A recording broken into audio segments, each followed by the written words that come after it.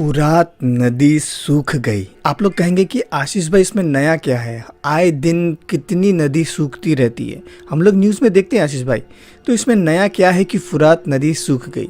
लेकिन अगर मैं आपसे कहूँ कि ये जो फुरात नदी है इसका वर्णन प्रकाशित वाक्य की पुस्तक में है, और ये जो फुरात नदी है ये कनेक्टेड है यीशु मसीह का दूसरा आगमन को लेके, तो आप क्या कहोगे? मेरा नाम है आशीष छेत्री और आप देख रहे हैं एस गैंग टीवी। चलिए शुरू करते हैं। तो जो फुरात नदी है अंत के दिनों में क्यों इतना ज़रूरी है, या फिर क्या वो बाइबल से कनेक्टेड है, वो थोड़ा देखते हैं।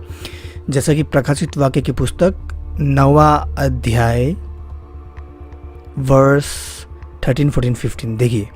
और जब छठवें स्वर्गदूत ने तुरही फूकी तो जो सोने की वेदी परमेश्वर के सामने है उसके सींगों में से मैंने एक शब्द सुना, मानो कोई छठवें स्वर्गदूत से जिसके पास तुरही थी कह रहा है कि वह 4 स्वर्गदूतों को जो बड़ी, अभी यहाँ पर गौर कीजिए, जो बड़ी नदी फुरात के पास बंधे हुए हैं। और यहाँ पर क्या लिखा है कि हिंदी में कि वो बड़ी नदी फुरात के पास बांधे हुए हैं, खोल दे। अब ये कौन स्वर्गदूत है? जो फुरात नदी है उसके एक्चुअली पास नहीं है, अंडर है। अंडर जो इंग्लिश है उसमें अंडर है, अंडर यानी अंदर की तरफ, उसके तल में।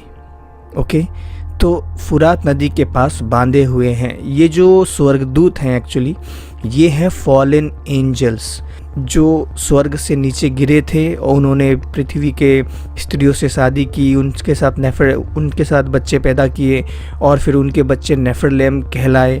हम देखते हैं ये सब कहानी उत्पत्ति की पुस्तक में, शायद may be if I am not wrong, अगर मैं गलत नहीं हूँ तो। और फिर ये जो स्वर्गदूत हैं, जो फॉलन एंजल्स हैं, गिरे हुए स्वर्गदूत, ये जो हैं इनमें से 4 जो स्वर्गदूत हैं, वो 4 स्वर्गदूत को फुरात नदी के तल में, अंडर, फुरात नदी के अंडर, हिंदी में खाली पास लिखा हुआ है, अंडर बांधे हुए हैं, खोल दे। तो देखो अंत के समय में उन्हें खोल दिया जाएगा, जो फुरात नदी के अंदर बांधे गए थे फॉलन एंजल्स, खोल दे। और जब उन्हें खोल दिया जाएगा तो क्या होगा? और वे चारों दूत खोल दिए गए जो उस घड़ी और दिन और महीने और वर्ष के लिए मनुष्य की 1/3 को मार डालने को तैयार किए गए थे। तो ये जो फॉलन एंजल्स है जिन्हें अभी यूफ्रेटिस यानी फुरात नदी के अंदर, यानी उन्हें बांध के रखा गया है, उन्हें खोल दिया जाएगा अंत के समय में, और वो मारेंगे 1/3, बहुत होता है 1/3, पृथ्वी का 1/3, 1/3 भाग इंसानों को मारेंगे वो, और उन्हें खोल दिया जाएगा अंत के दिनों में। तो ये जो बाइबल हमें ये सिखाता है। ओके, अभी इंटरनेट में सब वायरल हो रहा है वीडियोस, आप जहाँ पर भी देखो, आप लिखो यूफ्रेटिस रिवर, फुरात नदी के विषय में, यहाँ पर पूरा भर के वायरल हो रहा है। क्यों? क्योंकि ये जो नदी है यूफ्रेटिस ये सूख गई है। और एक आदमी ने जब वहाँ गया, वो आदमी वहाँ जाके उसने जो सूख गई थी नदी, वहाँ पर उन्हें क्या क्या मिला? वहाँ पर उन्हें ऐसे बने हुए जेल जैसा कुछ मिला उस नदी के अंदर, जो फुरात नदी है उसके अंदर।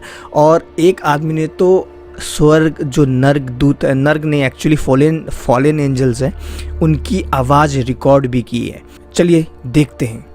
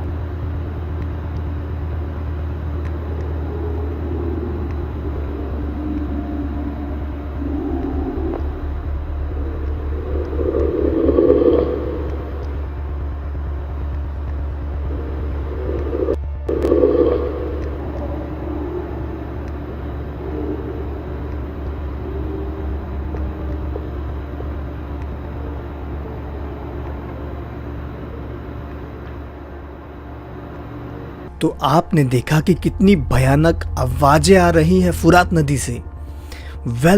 बाइबल में फुरात नदी के विषय में क्या क्या लिखा गया है, ये कितना इम्पॉर्टेंट है, यानी कितना महत्वपूर्ण है हमारे लिए। ये जो फुरात नदी है ये कितना महत्वपूर्ण है हमारे लिए। चलिए थोड़ा देखते हैं। 4 ऐसी घटनाएं हैं जो इन फुरात नदी के आसपास हुई हैं। पहली घटना वो है कि जब अदन की वाटिका से आदम और हवा निकाले गए, उसके बाद में जब उनके बच्चे हुए, और फिर जो पहला हत्या है वो फुरात नदी के आसपास हुआ है। जी हाँ, कैन और एबल की कहानी। तो पहली हत्या हुई थी फुरात नदी के आसपास। दूसरी घटना जो फुरात नदी के आसपास हुई थी वो घटना ये थी कि जब अब्राहम अपने भतीजे लूत को लेने जाता है और वहाँ पर बड़ा जंग होता है। तो ये दूसरी घटना थी फुरात नदी के पास। तीसरी घटना जो फुरात नदी के आसपास हुई थी वो ये थी कि जो नमरूद है वो फुरात नदी के आसपास ही राज करता था। चौथी और आखिरी घटना जो फुरात नदी के आसपास हुई थी वो ये थी कि नमरूद इसी जगह से मूर्ति पूजा लेके आया था। और जो 5वीं घटना जो फुरात नदी में इस वक्त घट रही है 2022 में, बहुत भयानक है कि जो फुरात नदी है वो सूख रही है। तो नदी सूखने में ये भयानक बात क्या है, चलिए देखते हैं बाइबल वचन, और ये वचन आपको दहला देगा। प्रकाशित वाक्य 16 12वां वचन। और छठवें ने यानी 6वें स्वर्गदूत ने, और 6वें ने अपना कटोरा बड़ी नदी फुरात पर उड़ेल दिया। देखिए जो 6वां स्वर्गदूत है उसने अपना कटोरा जो था वो उड़ेल दिया, फुरात नदी में उड़ेल दिया। और क्या हुआ फिर, और उसका पानी सूख गया। देखिए पानी सूखने के बाद क्या हुआ कि पूर्व देश से यानी मिडल ईस्ट से, यानी जहाँ पर ये सऊदी अरब, ईरान, इराक, जो मतलब बेबीलोन है ना वो आज इराक के नाम से इराक, ओके। तो पूर्व देश से राजाओं के लिए मार्ग तैयार हो जाए। तो जब ये फुरात नदी सूख जाएगी तो राजाओं के लिए मार्ग तैयार हो जाए ताकि वो उस नदी से आके इज़राइल पर हमला करें। और जब वो हमला करेंगे इज़राइल में तब यीशु मसीह आएंगे। तो जब यूफ्रेटिस यानी फुरात नदी सूख जाएगी तब पूर्व देश से यानी मिडल ईस्ट, इसलिए ईस्ट कहा जाता है ना, मिडल ईस्ट से, यानी ये बेबीलोन जो आज इराक कहलाता है, ये सब हमला करेंगे इज़राइल देश में। तब यीशु मसीह आएंगे उन्हें बचाने, इज़राइलियों को। आज अगर हम देखें तो ये जो फुरात नदी है ये ऑलमोस्ट सूख चुकी है मेरे प्रियो। और यीशु बहुत जल्द आने वाला है, सच में।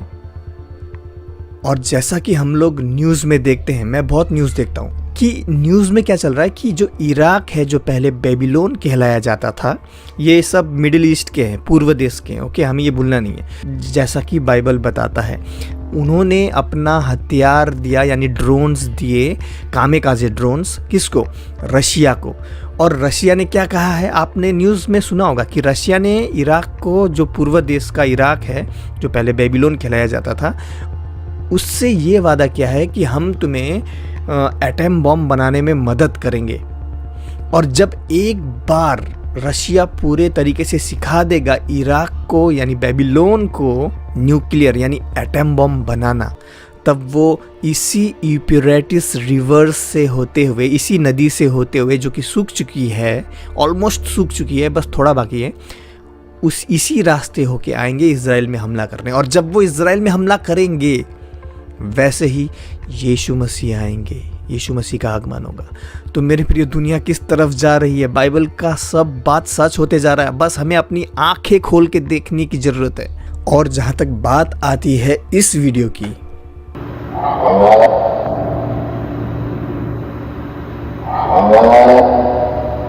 ये वीडियो YouTube में एक चैनल है ट्रुथ आइस, उसने 2018 में अपलोड की थी इस नाम से कि strange noise coming from grave in Iran.